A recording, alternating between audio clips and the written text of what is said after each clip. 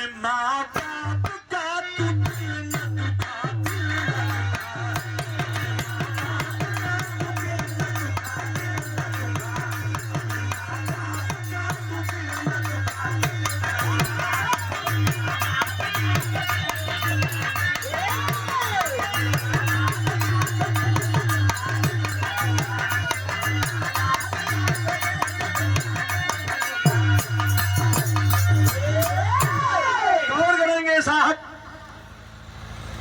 किसी शायर ने लिखा कि मेरे अल्लाह मेरे मौला मेरे मुर्शिद ने कहा अपनी माँ बाप का तू दिल न दुखा, दिल न दुखा। बेटा हो जो अपने माँ बाप का सेवा और सत्कार करे, कभी अपने माँ बाप का तिरस्कार न करे।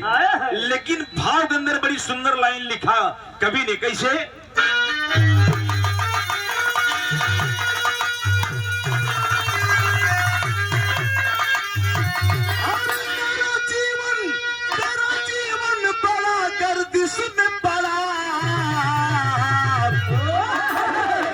इंसान सच्चे कर्म से बिगड़ी तो बना, इंसान सच्चे कर्म से बिगड़ी तो बना, इंसान सच्चे कर्म से।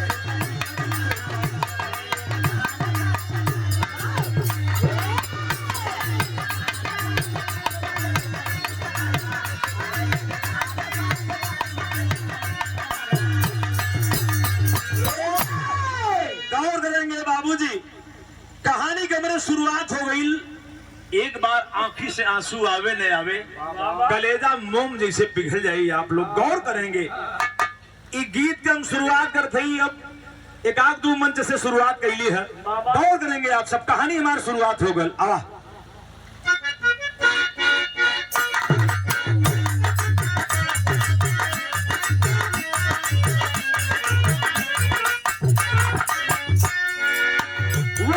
चोट से इंसान टूट जाता है, देवता भाग्य का दुनिया में रूठ जाता है।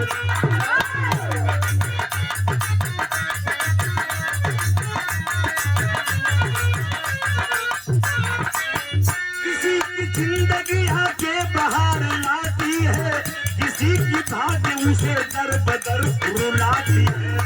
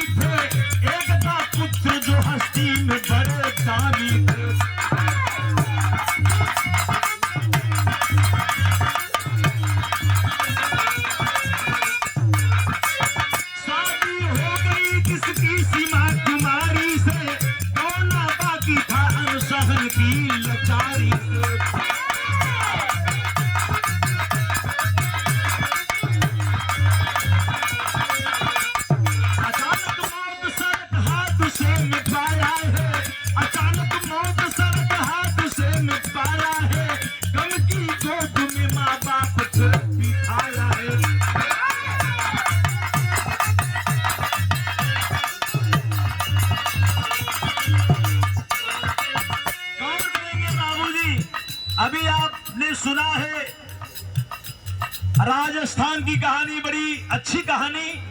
वही राजस्थान से सटा हुआ औरैया पड़ता है। औरैया उरई महोबा एकदम बगल में है। वही के रहने वाले अजीत राय, पत्नी रेखा, बेटा विनोद, सोने समय बाबू एक ही औलाद बा। बड़ा धूमधाम से अपने बेटवा के बियाह कैलन। पहले बियाह लोग करें, एक आध 2 साल बाद 3 साल बाद गौना करें। लेकिन बाबू बियाह हो गई बा हो पंचो, अभी गौना बाकी है। लेकिन कुदरत का देखे यही से बिरहा का हमारे रुख बदल जाता है। किसी काम के लिए विनोद जाता है मार्केटिंग करने बाबू, अचानक बाइक और ट्रक से एक्सीडेंट हो जाता है। ऑन स्पॉट वही दम तोड़ दिया। जब वही दम तोड़ दिया, घर पे जब खबर मिलल, रेखा मतरिया रोत रोत पागल हो गई हो भैया, रोए मतारी। अब बाबू अजीत राय रोत रोत पागल हो गए। 1-2 महीना 3 महीना बीतल। एक रोज रेखा अपने पति अजय आज से कहती है का कहले बा बिरहा में कराई तर्ज बदलल।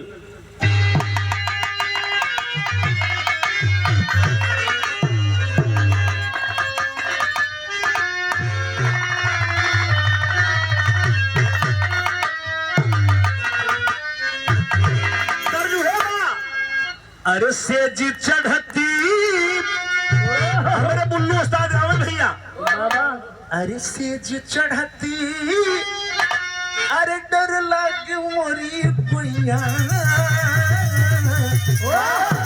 अरे सेज चढ़ती अरे डर लागे मोरी कोइया, सैया गुटू पति बोले रे तुला गुटू पति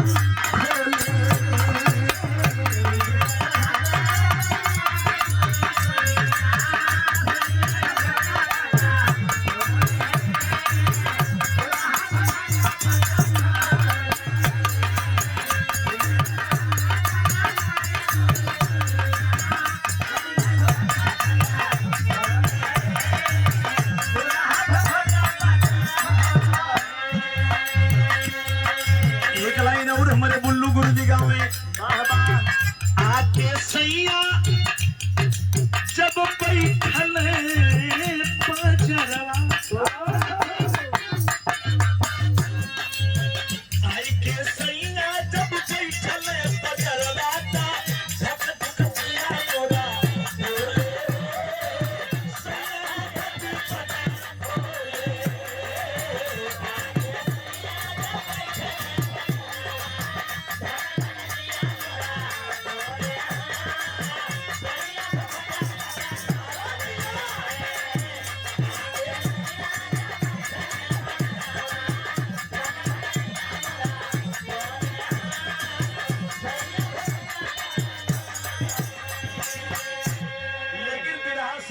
भैया लोग हमार चैलेंज ना, लेकिन उम्मीद बा कि आप लोग बिरहा सुनब, आंख से आंसू न आवे लेकिन कलेजा हिल जाई बाबूजी।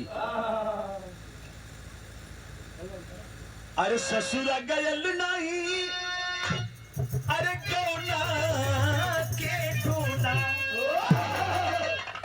अरे ससुर गयल नहीं कौने के डोली, चरल से नुरवा के होली हो, चरल से नुरवा के होली।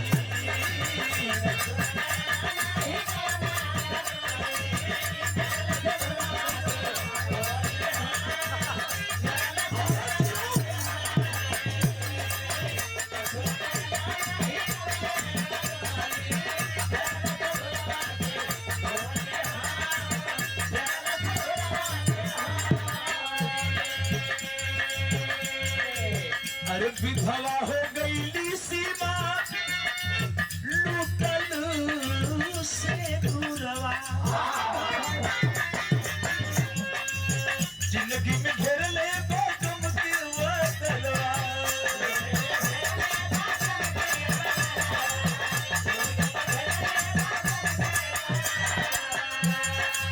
दिखली रतिया के नगर घर चोली, चरल से दूरवा के होली हो, चरल से दूरवा के होली।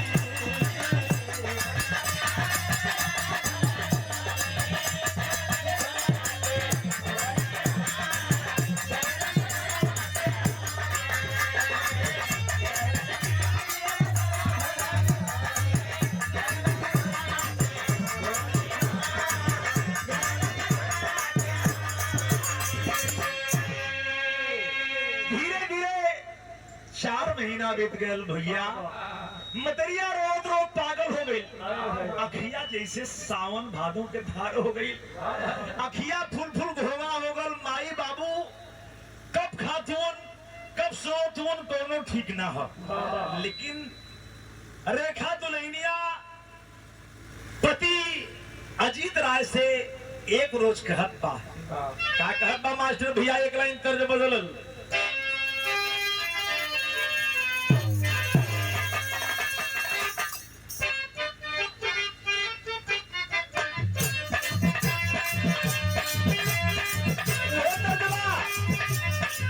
ऐसे नैना पान चले ए गोरी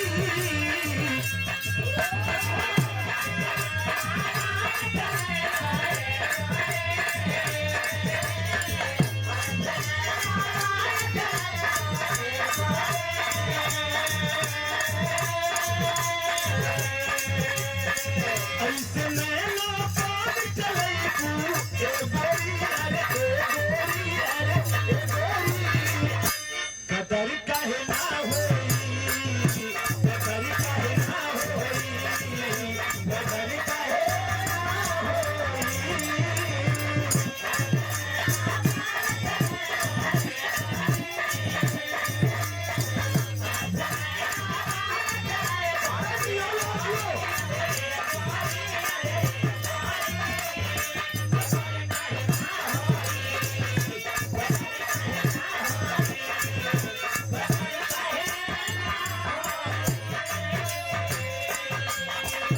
ए बाबू रेखा रोते रोते जब पागल हो गई बाबा एक रोज कहने लगी का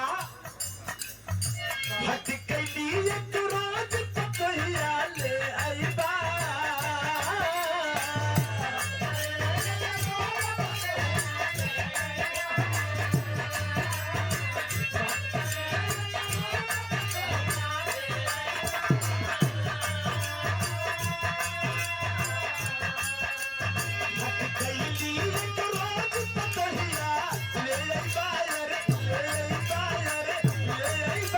ललनवा के बदले ललनवा के बदले ललनवा के बदले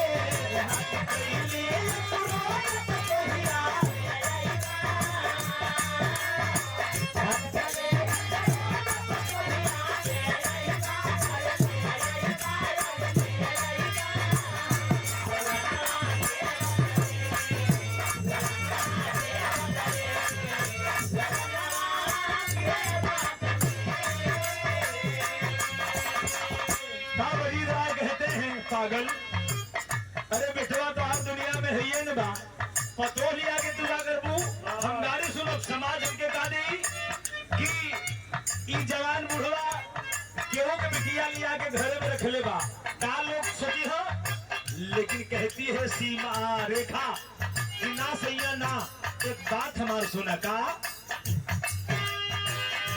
ओही के देखिया चियरा मनैले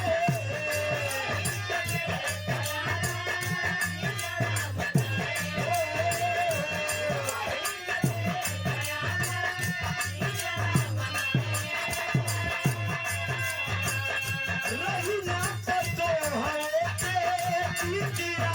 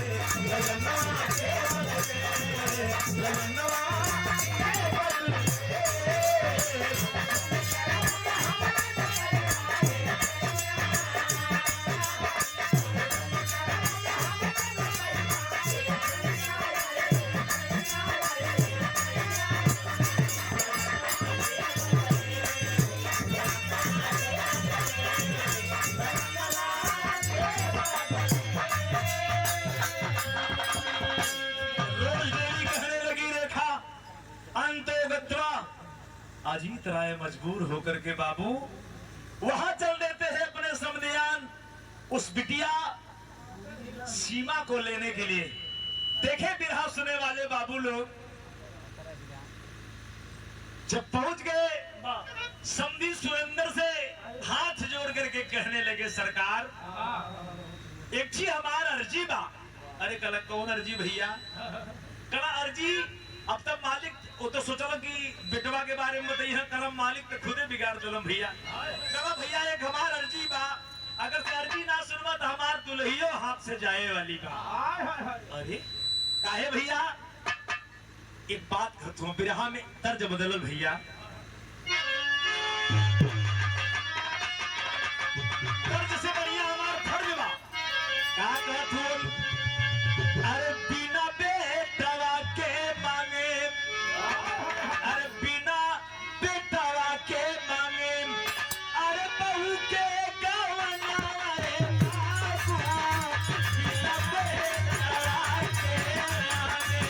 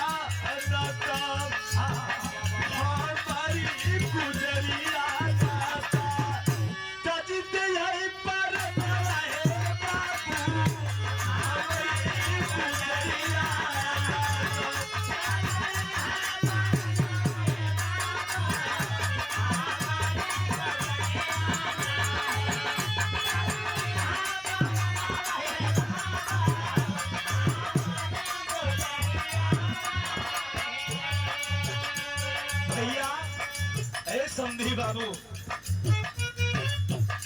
जान लो हमार बिटिया विदा कदा। बाबा सुरेंद्र बाबू सोचने लगे कि समधी बाबू आप ऐसी बात कर रहे हैं, ना तो जमीन पर समाने लायक है ना तो आसमान पर। आपका बेटा नहीं है, अपने बेटी का हम विदाई कैसे कर दूं? घर में गई ना उनका मलकिन कहने लगे पगला गईला। लेकिन जब झरझर झरझर रोने लगला, अजीत राय देख करके भावुक हो गए दोनों प्राणी भैया। क्या कहलो? धर्म के पिता बनी के, धर्म के पिता बनी के करबै जतारिया।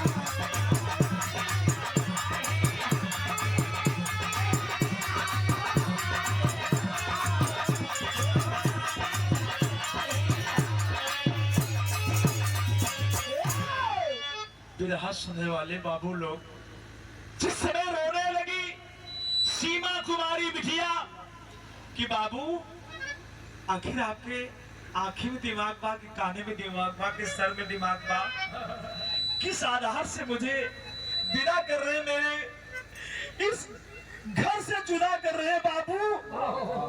रोने लगी सीमा कुमारी, लेकिन कहते हैं सुरेंद्र कि बिटिया जैसे मैं तेरा बाप हूं, एक बाप समझ करके तू उस घर को जाने की तैयारी करो बिटिया। रोने लगे सुरेंद्र भी जिस समय बिटिया तैयारी बनावे लगल हो पंचो, बिरहा में भाव बदलल बाबू। कौन तर्जबा?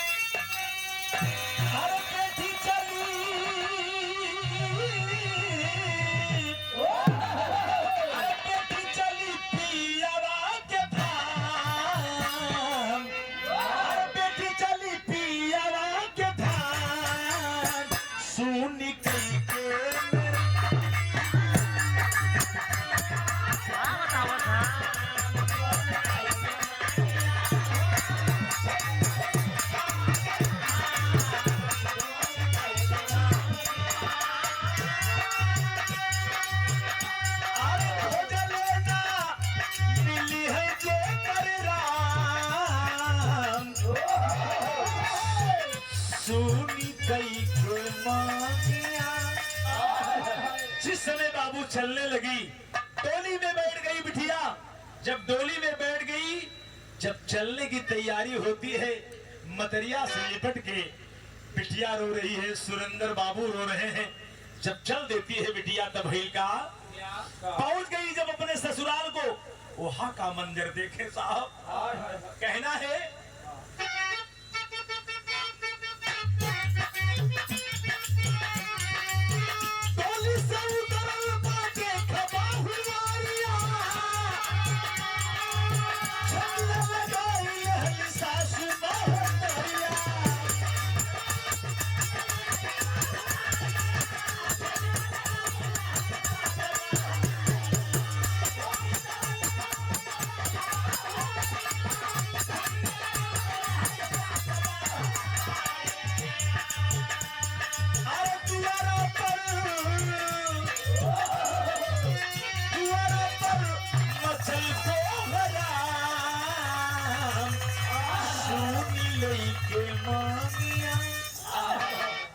जब बिटिया का डोला आ गया, गांव के लोग इकट्ठा जमा हो गए।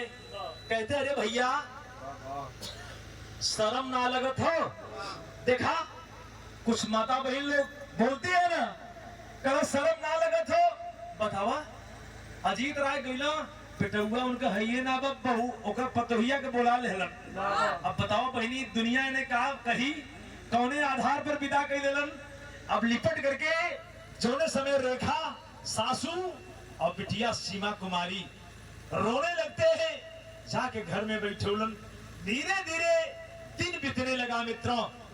इसीलिए लोग कहते हैं सुख भूल जाता है लेकिन दुख जिंदगी में भूलता नहीं मित्रों। सीमा रोज घर में रहती है, लेकिन यह पता नहीं है खाती है कहाँ और कहाँ सूतती है, कहाँ लेटती है, ये कोई खबर नहीं है। धीरे धीरे समय गुजरे लगल। देखा जब समय गुजरे लगल था, एक रोज सीमा घर में बैठ करके रोने लगी। ईश्वर से साक्षी मान करके यही कहती है, प्रभु जीवन में सब दुख तो सहा जाता है, लेकिन बिना पति के एक औरत का घर भूत का डेरा होता है। रोती है भैया का कहत बा,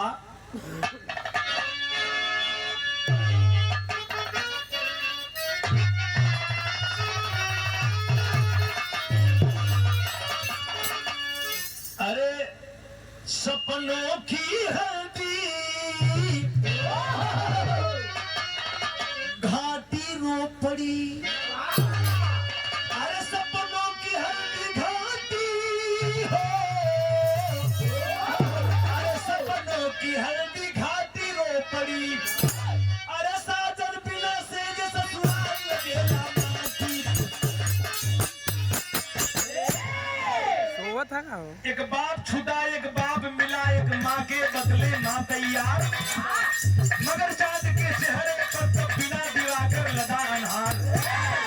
माँ बाप का प्यार का मोल नहीं अनमोल पति की छैया में, अरे नारी की सच्ची पूजा तो पति देव की पैया में। रोती है झरझर झरझर। विरहा में बड़ी करुण गीत लिखला हमारे कवि जी। कैसे?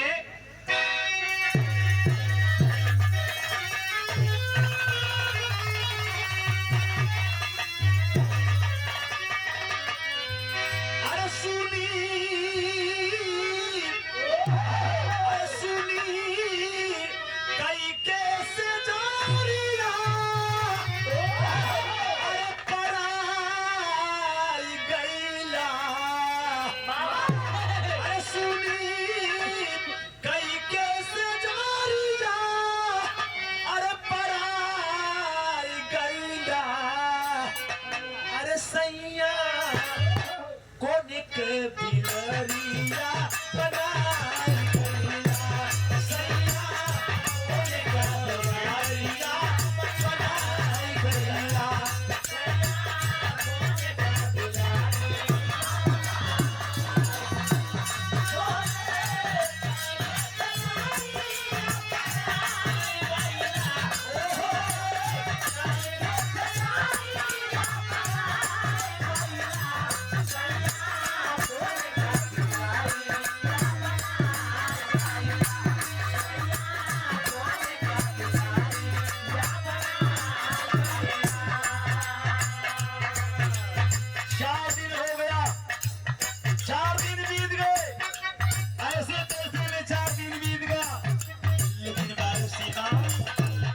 हंसने वाले भैया लोगन से हमारा बिल बा चार होती नावा के।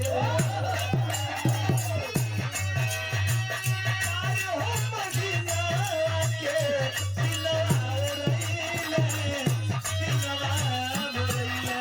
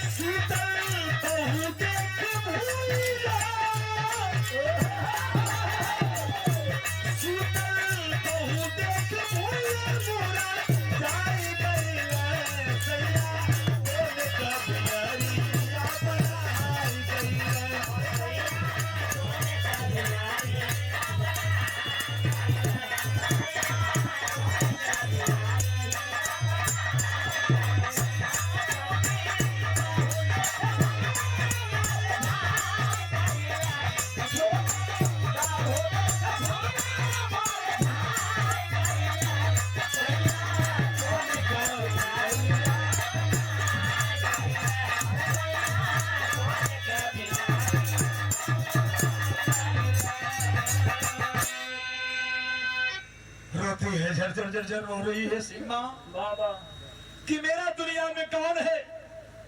मेरे ससुर है, मेरी सास माँ है, लेकिन दर्द बयां अगर से कोई करता है तो अपने पति से ना भैया। रोती है सीमा लेकिन एक रोज अजय राय को बर्दाश्त नहीं हुआ। सोचते कि चली मेरी बिटिया रानी कैसे है। जाते हैं जब गेट खुला है, जब देखते हैं बेड पड़ा है, बिस्तर लगा है, लेकिन बिस्तर पर बिटिया नहीं सोई है। एक बोरा जमीन पर बिछा कर उसी बोरा पर नित्य रोज सोवे। जब बोरा पर देखे अजीत राय अखिया से झरझर झरझर आंसू गिरने लगल भैया। कहते कि मैंने जीवन का सबसे बहुत बड़ी गलती किया है। आज इस बिटिया की आत्मा संतुष्ट नहीं है। निकलन झरझर झरझर रोत हो विदेशिया का लाइन कभी लिखल भैया।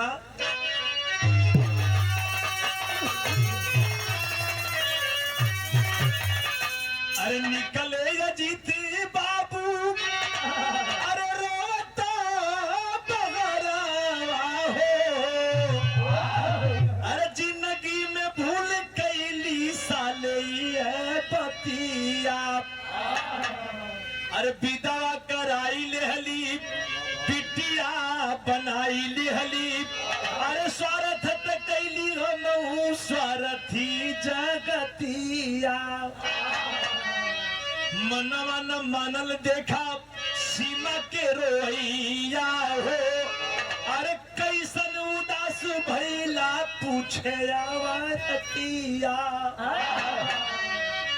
अखिया में आंसू लेके नारी से कहने लागे, अरे घर में ब्याल बाटे सीमा के हालतिया। कला तू जिद कैलू, तोरे जिद पर हम जाके बिटिया के विदा करौली, लेकिन बिटिया की हालत जाकर के देखो, मुझसे बर्दाश्त नहीं हो रहा है। जब आंसू देख करके अजीत राय के रोने लगी रेखा भी, जा करके जब देखती है वहां का मंजर कुछ अजीबो गरीब है भैया। विरहा में भाव लगल।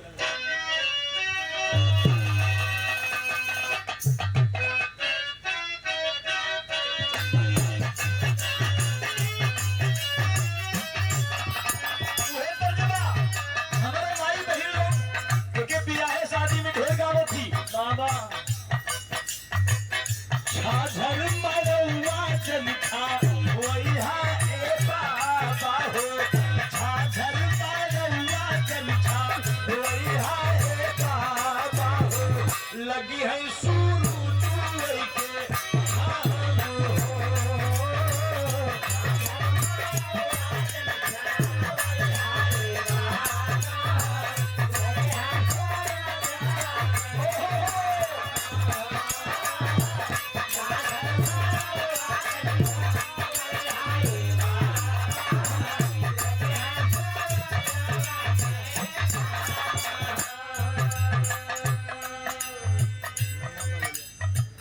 लेकिन रोते हुए अजीत राय अपनी पत्नी रेखा से कहते हैं, कहा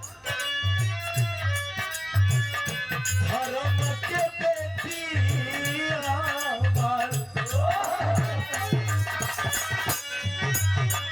धर्म के बेटी हमारे दिल से घरवाले, धर्म के बेटी हमारे दिल से घरवाले, कतहु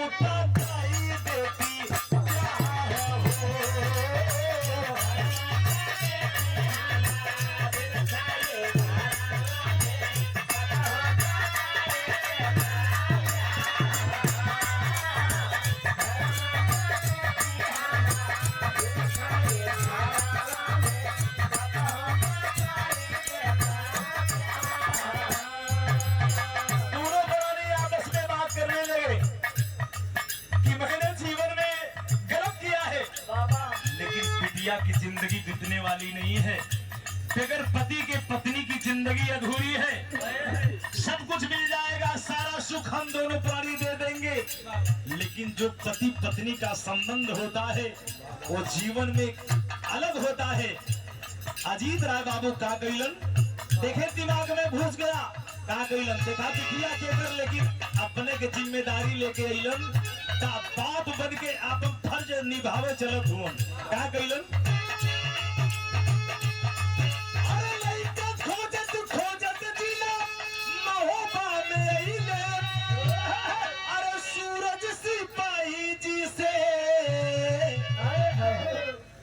जी लगवल, अरे बिटिया से कैला साहब हमरे दिया हवा हो, बिटिया से कैला साहब हमरे दिया हवा हो, मिट्टी है काले दावा पे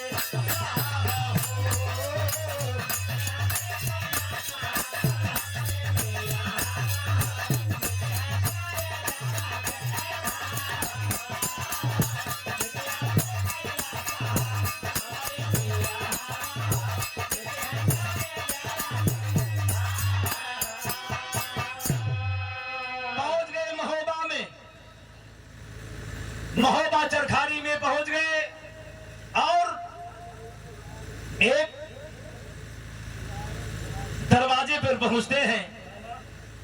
सिपाही लड़का है और जब पहुंचलन जयरमी भैल नमस्कार भैल, उठ करके लोग आए, बैठ करके वार्तालाप होने लगा और अपनी फरियाद करने लगे। बाबू आंख में आंसू छलक गए। जब आंख में आंसू छलकना देखा वो सिपाही बहादुर बर्दाश्त नहीं कर पाया कि आखिर बाबू आप के आंख में आंसू क्यों? बिरहा में परफेक्ट लाइन हो मास्टर भैया।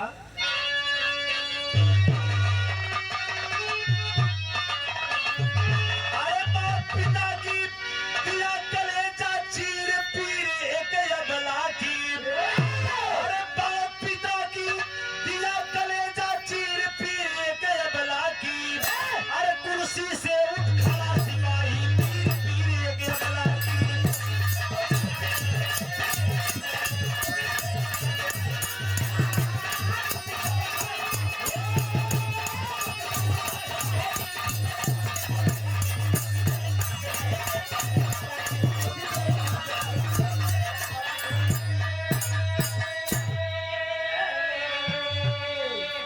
अजीत राय यही हाथ जोड़ करके कहते हैं सरकार, मेरी एक बिटिया है और मैं बहुत कम का मारा हूं, मेरी बिटिया से शादी कर लो सरकार। सिपाही बहादुर उठ करके खड़े हो गए और हाथ पकड़ लिए कि बाबूजी आप जब कह दिए आपकी बेटी से ये सिपाही जवान शादी करेगा। कहता है क्या सिपाही? अरे करूंगा शादी, वचन दे दिया, सब बंधन को तोड़ी हो, नैतिक परिवर्तन से हम दुनिया के देवे जोड़ी हो। अरे नई समाज की होगी नई लकीर पीर एक अगला की। अरे भेजा घरवा बधा के उनके पीर पीर एक अगला की।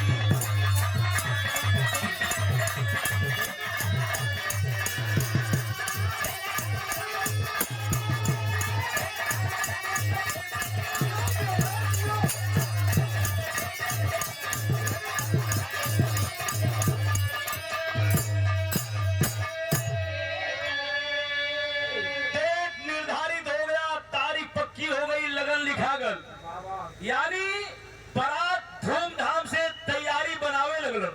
जब धूमधाम से बारात की तैयारी होने लगी तब यहाँ सुने वाले बाबू लोग, यहाँ कवि ने अपनी कलम से प्रकाश डाले हैं। किस लिए? आवा मास्टर भैया आल्हा में कवि लिखे,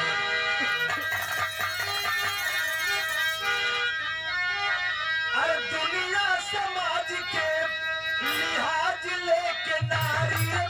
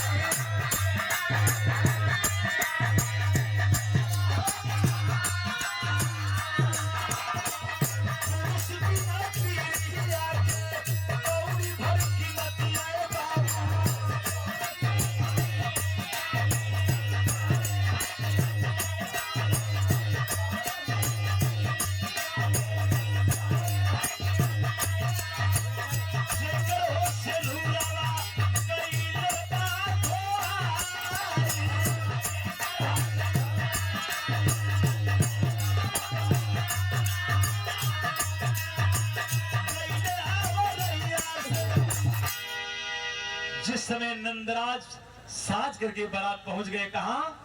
औरैया की धरती पर। बड़े धूमधाम से दुआ के चार भल।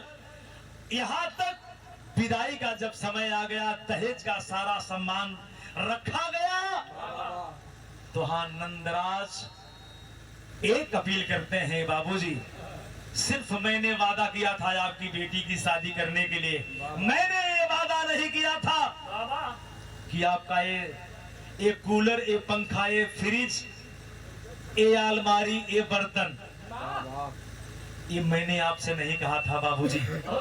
मैं सिर्फ आपसे कहा था कि आपकी बेटी का हाथ मेरे हवाले कर दो, आपकी बिटिया को मैं लेकर के बड़े बाइज्जत अपने घर को रवाना होने जा रहा हूँ। लेके जब चलने लगे हो भैया, गांव के सारे लोगों की आंखों में आंसू, सारे लोगों का चेहरा नम हो गया, सारे लोग की गर्दनें सर झुक गए कि आखिरकार दुनिया में अनोखा व्यक्ति जिन्होंने दहेज को ठोकर मार करके सिर्फ अपनी पत्नी को लेकर के चलने का काम करते हैं। अगली लाइन में कवि लिखलन आवा,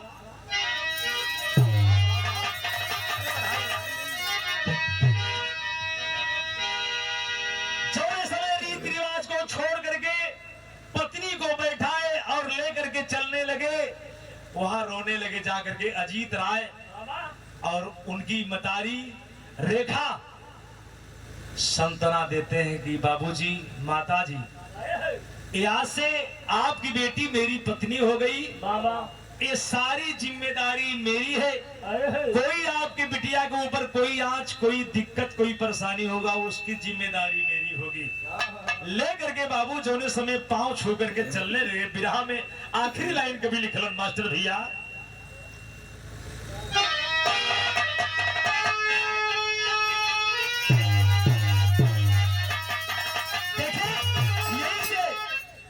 लाइन चेंज हो गया। इसीलिए कहा गया कि फानूस बनकर जिसकी हिफाजत हवा करे, वो शम्मा क्या बुझेगी जिससे रोशन खुदा करे।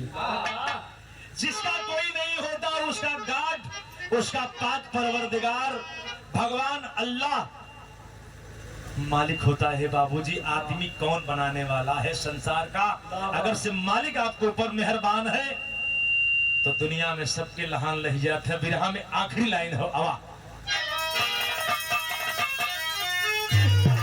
अरे फिर से आइल पसंद, फिर से दामन लहरा, अरे फिर से आइल पसंद, फिर से दामन लहरा, तो बनली सीमा दुलहिन आस्था दलबा सहारा।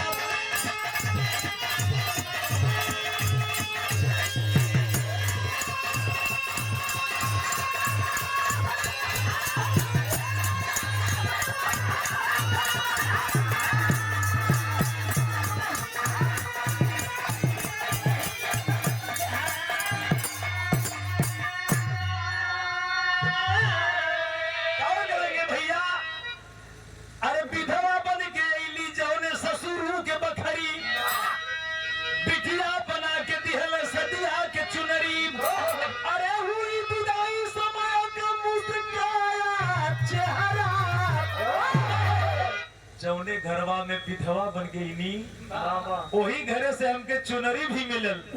तो यही बदे कहल गया बा कि जीवन में समय किस तरफ मोड़ ले लेती आदमी को पता नहीं है। इसीलिए हमारे कवि जी ने कहा है कि मनुष्य का मुकद्दर, मनुष्य का मुकद्दर औरत का चरित्र कोई संसार में बता नहीं सकता। आज हम गरीब हैं, कल अमीर हो जाएंगे। मौसा थोड़ा ध्यान दे लाइन पर। आज हम गरीब हैं, बिल्कुल मेरे पास फटे हुए कपड़े हैं, कल मेरे शरीर पर लेलन का वस्त्र होगा, अच्छी अच्छी मर्सिडीज होगी, गाड़ियां होगी, बंगले होंगे, लेकिन आज मैं राजा हूं, कल रंक हो जाऊंगा, गरीब हो जाऊंगा, कोई बता सकता है? कोई बता दे मेरी पत्नी बाहोदी सती सावित्री है, लेकिन कब पैर फिसल गया कोई बता सकता नहीं। इसीलिए हमारे कवि ने कहा है कि मनुष्य का मुकद्दर औरत का चरित्र कोई संसार में बताने वाला नहीं है। आज बिगड़ा हुआ समय बन गया, उजड़ा हुआ चमन फिर से खिल गया, हंसते हुए चल देती है। जिस समय सीमा अपने ससुराल को खुशी का मंदिर हो गया, कहना है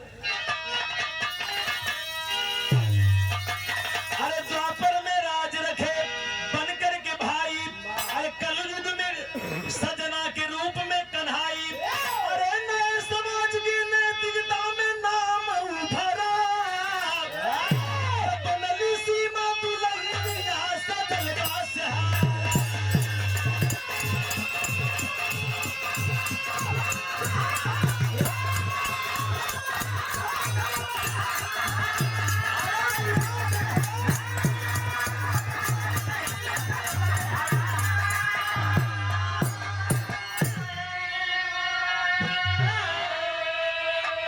हमारे गीत की आखिरी लाइन, मैंने जीवन में सीखा है कि कभी कभी आदमी अपनी जीवन में अधैर्य हो जाता है, होपलेस हो जाता है। पूजा जी, जीवन में आदमी को संघर्ष करना चाहिए, क्षेत्र कोई हो संघर्ष करना सीखोगे एक दिन मंजिल जरूर मिलेगी। और ऊपर वाले के ऊपर अगर आपको भरोसा है,